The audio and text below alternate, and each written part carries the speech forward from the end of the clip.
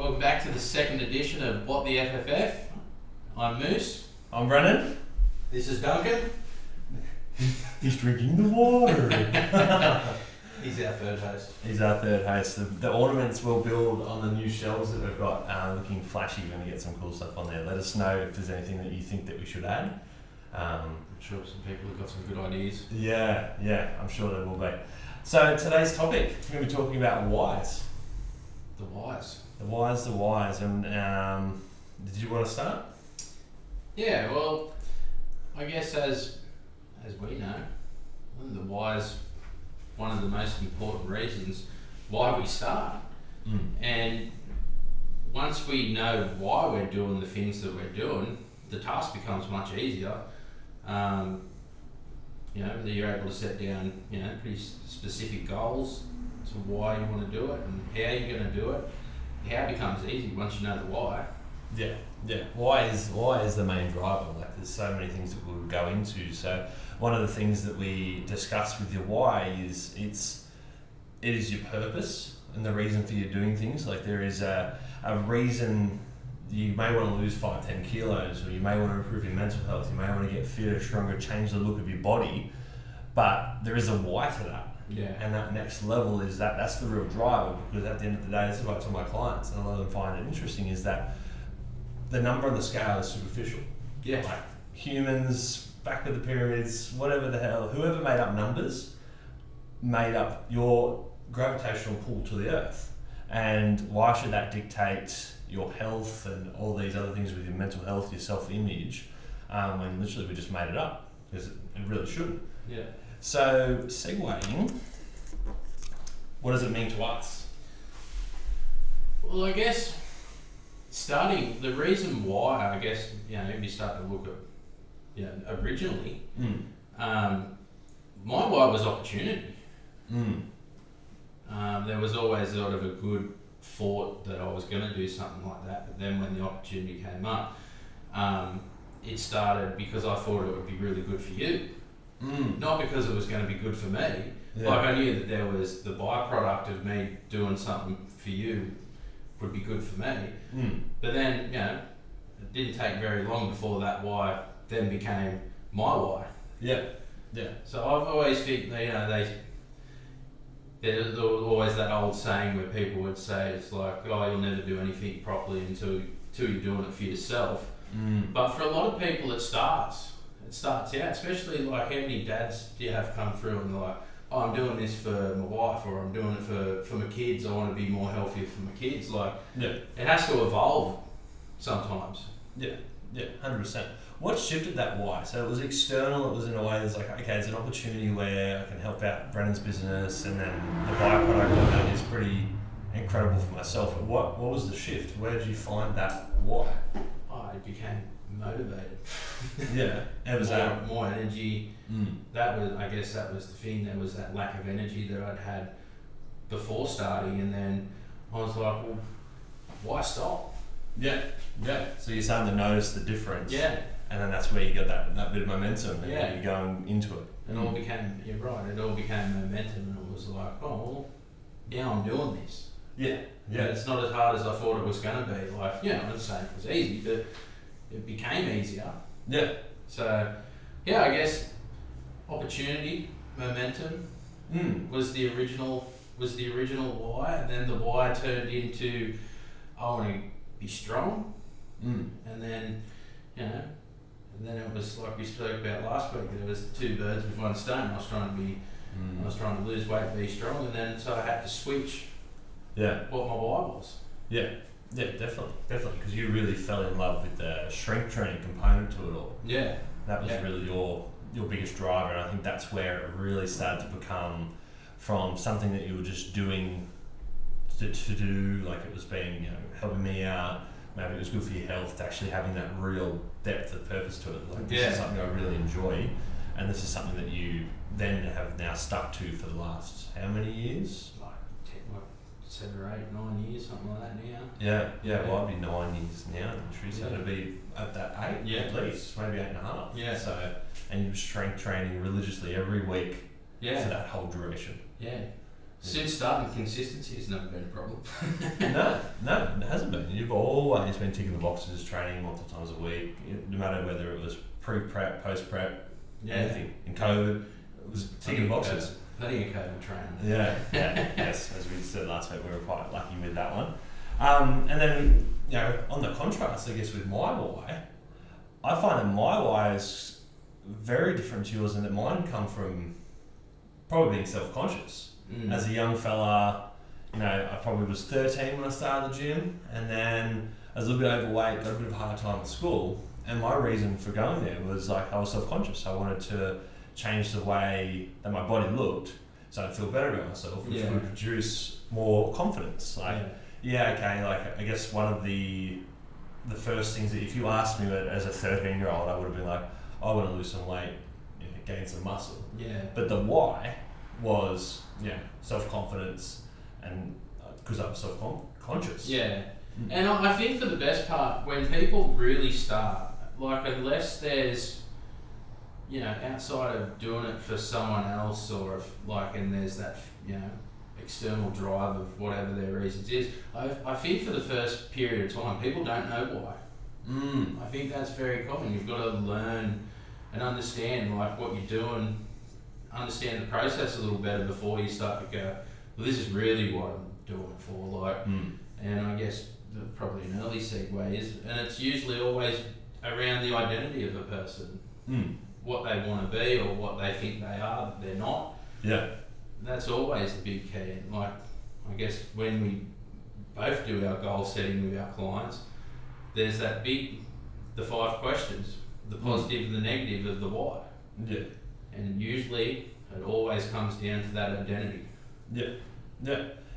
So if we go into that a little bit more, so into identity, that's tying directly to your values as a person, and that's where I think when it comes to things like goal setting, this is obviously something in the health and fitness industry that's very important to have your clear direction and for it to stay in alignment with your why, your values, your identity, because that's going to keep you going long term, because that's obviously a big part of our own personal success. I guess in the being in the industry, or just training and being in the health and fitness space for so long, and not just getting bored or doing things out of alignment and then not enjoying it.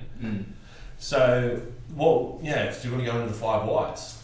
Yeah, well, I like the way that obviously our whys when we started, we always aligned with the positive. It was like, why, what's the 5 positive things that we're going to do? But I've liked how we've moved on, and we have to attach that negative side, as we've learned, that is far more successful if we have both positive and negative whys.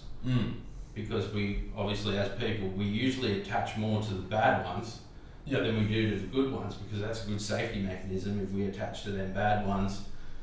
But if it does fail, if we do fail, then we're like, oh well, it was bound to happen, sort of thing.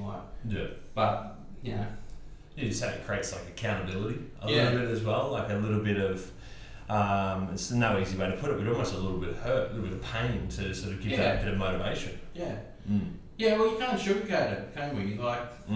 When there's, it's part of the problem, sugar.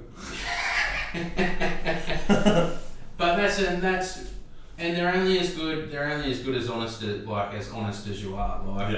If you come in and you put down your lie, or you put a mistruth down on there, you're not gonna succeed.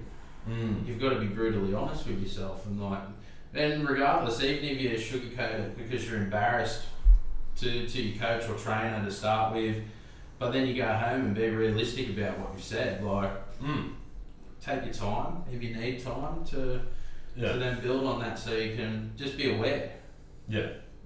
And would you have examples of those, so the whys? You said there's the positives, you said there's the negatives. What would be some good examples? If we just to play it really generic, we're talking positives in the way of how they're going to feel. They're going to feel better. Is that what you mean exactly? Yeah. Well, it depends how deep you want to go into that. Yeah. Really, if you have them loose ones, I want to lose weight. Yeah. I always try and swing it to the way it's like, well, how can you put that in a bit more positive? Like, why don't we put I want to be instead of I want? Like, you know, I want to be at this. I know I still said I want, but B's a little bit more positive than I want. You know, like there's B's that bit of that proactiveness in there. Like, and people laugh at that small, but the small wording makes a difference if you're really true to the process. They make a big difference. It's a language around it, isn't it? Like if you use the language that you are consistently something that you want to be. Like I want to lose weight, or I will be leaner. Whatever the wording is, you're going to have that positive association with it versus if you were using the language that, I'm just fat, I can't do it. You're not going to be setting yourself up for success in those ways. So that's where that language really comes into it. I think what we do in FFF, that is just sort of I get people to really just simplify. What are your goals? And I get it out of them, and then so could be lose 5 kilos. Maybe I want to drop a dress size. I want to not be puffed walking up a flight of stairs. Be able to hold a conversation on a long walk with a friend. All of these things, and then I classify those as generic goals. And then what I do with people is then we go back. We create a list of those goals, and then we go back, and then we go, all right, what are the whys? And why do you want to lose 5 kilos? And that's where we get into the butter of it. That's the important part. Exactly right. That's where we get into the good stuff, because that is going to be their real driving purpose. Those outcomes align with their values, and those values obviously align directly with their identity of who they are. Or if there's a bit of identity crisis of who they want to be. So we're going is, why do you want to lose 5 kilos? Like, okay, it's confidence, or I want to feel sexy for a partner again. Like, all of these things that can have a really negative association on someone's mental or physical health, and then do that. And the biggest thing I've found with people is that we can't be afraid to ask why twice. So if you're doing it by yourself, don't be afraid to dig a little bit deeper. That's where you can sometimes go up to 5 whys on the same question to get to that depth, to really find that outcome that you want to come to. And it can be done for every single goal. It can be done for why do you want to be more confident? You can go into that a little bit more deeper. Why would you want to be more confident? What would the benefit of that be? And then you go, okay, do I need to ask another level of why again? And it can be really, really complex. It is because the statement in itself is like, I want to be more confident. Well, you don't know that losing 5 kilos is going to make you more confident. You might lose 5 kilos and then go, fuck, why aren't I confident? You know what I mean? And then you've got to unlayer. You've got to peel the layers of onions back more and more until you find out why. But like I was saying before, people don't always know. They think they know. And then it's nearly like that harmonic treadmill. You get to one point and then you're like, fuck, that didn't work. What am I going to do now? Then you find, this must be it now. But that's the process. You've got to figure that. You've got to go through them steps to figure it out. It's I'll be happy when. I'll be happy when let's use myself as an example, as a self-conscious youngster. I'll be happy when, I'm benching 60 kilos, or I'll be happy when I'm squatting 100 kilos. Like, those are the things that I would literally say. When I was starting to get a little bit more serious with nutrition, I'll be happy when I have abs. And it's like, well, you get those and you're not happy, and it's like, well, what's the real issue? And it's a little bit deeper than that. And so it's like, Michael, you just explained, like, I'll be happy when I lose 5 kilos, and then you lose 5 kilos, you're not happy. What's but that's when you've got to, and I guess it takes time, where you learn to enjoy the process. Where you can, it's like powerlifting. I love powerlifting because the job's never done. There's not a powerlifter in the world that wouldn't give it all up for a little bit more. You know what I mean? But that doesn't take away that they still haven't enjoyed their successes on the way. But there's always that urge. Let's try. Let's go a little bit heavier. Let's try for this next time. But then you learn to enjoy the process. Especially if you love training, stuff like that. Well, I think that's almost a whole other side to the goal setting. So there's the why, what drives someone their values and their identity. But then there's like, all right, how do we stick to that journey long term? Say someone needs to lose 50 kilos, like, and it's a long journey. That's a 1 to 2 year journey, and they've got to stay to it. So it's like, I guess what you're saying is like, it's not attaching yourself to the outcome. You're attaching yourself to the journey. Yeah. And the journey is the habits. Yeah, that's right. And the habits of powerlifting is squatting, benching, and deadlifting every week. Usually in some sort of structured program, so that you can progressively overload. Exactly. So you can do a little bit more. It's always that little bit more, isn't it? So if it was that person that wanted to lose 50 kilos, what are the habits that has to lead that to them? It's move your body however many times a week. This is a progressive thing. So like if they're just starting and they're 50 kilos overweight, maybe they're only starting twice a week. Yeah. Maybe they need to up their water intake. Maybe they need to up their steps to 6,000 steps a day. But that, and again, it's the habit lifestyle. It's not, there's no small increment of changes. It is, for especially when you're a person that was of my size, it's the lifestyle that needs to change. Yeah. That includes all your habits that come with that. Yeah. It's got to be like, and it's hard because I guess, I don't know, like I think I'm a strange example of that because it was pretty quick. It was a big swing. Yeah. Was it 58 kilos in a year? Or is that the number I remember? 58 kilos in a year? Yeah. Yeah. Something along the lines of that, yeah. Which is pretty crazy. That's over a kilo a week for the span of a whole year. Yeah. And that was a big swing. And most people, unfortunately, can't do that. No. I think because, it's not realistic goal for everybody to set. No. I think in the way of like how you adapted to strength training, like I guess we both have good genetics in that sort of way. So that would have been a big factor. But there was a lot of time there where you weren't working for a period of time there, and you were training twice a day as well. Oh yeah. And that was that first part where you moved in. Because that was the 12 weeks. 8 week holidays. Yeah. Was that 8 weeks? Yeah. Yeah. 8 week. Oh, there was 8 week. Yeah. I was going to go to Europe. Yeah. It fell through. Yeah. So I was like, fuck it, I'm just going to train. Yeah. That was just life training. Yeah. Life changing. Sorry, not life training. Yeah. I guess it is life training. Yeah. No, I think I lost 22 kilos in that 12 weeks. Yeah. It was a big number. Yeah. Yeah. It was the most in that gym for that challenge. Yeah. It was incredible. Incredible. But the point to take away though is still that you changed the lifestyle and your habits, and along that way, you still had a shift of whys. Yeah. Like multiple times. Yeah, and they're gonna change, and they probably should. Because when one door closes, many opportunities open. Like different things, like, and you can start doing one thing, and then something will be like take your attention in a positive way, hopefully, and you'll be like, oh, I'm going to try this. Yeah. We're going to move down here, see what's down here, and then it's a whole new ball game. But the process is exactly the same. Yeah. You're still following the same rules. Yeah. They keep going. They're consistent. Yeah. And like we said earlier,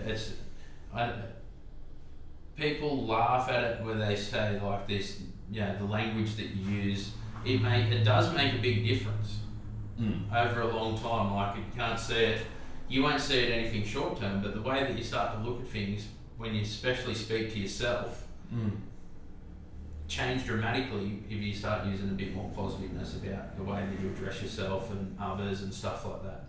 Yep. Yeah, 100%. What was that quote you said the other day with the mindset? And how you're speaking to yourself is going to reflect in how your mindset is. You said if you're going to live in your mind. Oh yeah. If you're going to live inside your head, you want to make sure your room is clean. Yeah, exactly. So if you're not going to have positive language in your mind, that's obviously going to reflect. Well, it's funny. Like I used to think that I had a pretty dark sense of humour. I think for a period of time there, most people would agree. But that eventually, like, even though I thought it was being funny, that eventually you start to be that. You start to be what you say. Yeah. And then I was became a depressed piece of shit. Like. Because you're talking negative all the time. You think it's a laugh. Yeah. But then eventually you become what you are. Yep. Yeah, it really does. It really does. So how, in the last few years, I think we've both had a lot of shifts in our lives, on a consistent basis almost. Like, What's your journey of the changing why? Well, I think my current why has taken a pause. Yeah. It's just a break. It's still the goal, but I just want to. Well, there's other people in my life now that take up. Yeah, I shouldn't say take up my time. that I enjoy spending time with. So sorry, honey. Yeah. Can we edit that bit out? Yeah. I'm getting married at the end of the year. I can't give everywhere that I need to, and these things take priority over the powerlifting. Yeah, and I think that's where we're both alike more than ever, is that as the businesses are growing, there's spinning plates. Yeah. And the plates are spinning, and it's very hard to always nail your nutrition, train with intent for a competition, because there's a big difference between that and then just moving yourself, for health through the week. Yeah. Which I would say that we both are moving for health through the week at the moment. There's no direct goal. I would say I still call it training, but I'm just exercising here. Yeah, that's probably a good way to put it. Yeah. Training is something for, and you can call it what you like, but the way that I've always looked at it, training is training for something, a sport or something very specific. Yep. And then there's exercise. Yep. And I'm just exercising at the moment. Yeah. Actually, I really like that. It's the way it's in the wording around. I avoid with my clients and myself working out the term, because I find that training holds a high level of discipline. Yeah. And if you are training to a goal that is of a progressive nature, then I do think you could classify it as training. Yeah. But at this point in time, I'm not stepping into the gym floor every single time to be like, I'm going to progress. Yeah. I'm going to just be moving through the process, making myself feel good. Yeah. Yeah, and that's literally it. Feel better. Yeah, it's the sanity. Yeah. Isn't it? I really find that it rings true more than ever, that one. It is a hectic world. That's, I guess, for you would be, with clients, would be a hard one at times when you've got people that want to train like an athlete that aren't, not that they're not athletes, but they have there's nothing specific in nature that they want. They just want to train, 3 times a day and do this, and they want to lose weight, and they want to, or whatever it is, put muscle on, but then they're not willing to eat, and and then they're like, why isn't this working? Yeah. Oh, I think that's a whole episode in itself, that one of actually people sticking to their goals. I don't even know how to unwrap that one right now, but it is a big one. But it's just an element. It's always going to be there in our industry. There's going to be people that are a little bit all over the shop with what they want, or because they're probably not clear on their whys at the end of the day. Really, if it ties straight back into what we've been talking about in regards to someone that's not an athlete that wants to train multiple times a day, but is half-assing certain elements that's going to be really just not helping with progress. Well, they don't have a why. Yeah. I think that it may be that they have ego in the way that they think if they're training multiple times a day that they're better than other people. Yeah. Don't know. I don't know that for sure, but it could be a common thing that they think that that's the way, or they think it's going to get them results faster. Yeah. And they haven't been educated on what nutrition looks like in that process and moving it through fast. Yeah. Because with my own whys, as the business has shifted, there was a point there where I was powerlifting, and that was great. And I kind of fell off there, and I lost that why, and then I've probably just come off 18 months or 24 months of weightlifting with Brent. That was a why, and that was to challenge myself and learn a new skill, because I guess the whole concept of training for myself was a little stale and repetitive. So I broke that trend. And now with the business being quite busy and the staff and life's a little crazy. It shifts away from that again. It's not about learning a skill. It's about keeping that skill going. I guess it's almost like a maintenance phase. Yeah, I guess you could say. Well, that's I would agree. It's just a maintenance thing. Like I said, my goals haven't changed. They're just on hold. Yeah, they don't have to be right now. Yeah, for sure. Cool. I reckon that's us for today. Alright. I reckon. Cool. Well, guys, thank you so much for listening. If there's any topics that you want us to talk about, or anything like that, let us know, comment below, message us. You'll find us on Instagram, on Forever Forward Fitness. Search that, and you'll get us on Instagram, Facebook, and even in Google will pop up. And Moose, I'm all on the same. Yeah. You'll even find me on Google, you just got to scroll down about 3 things. Hey, that's not too bad. Actually, it's not too bad, but if you Google Strength Community first, it comes up with Instagram, then Facebook, and then about 4 scrolls down, there's the website. Nice. There we go. We'll see you there.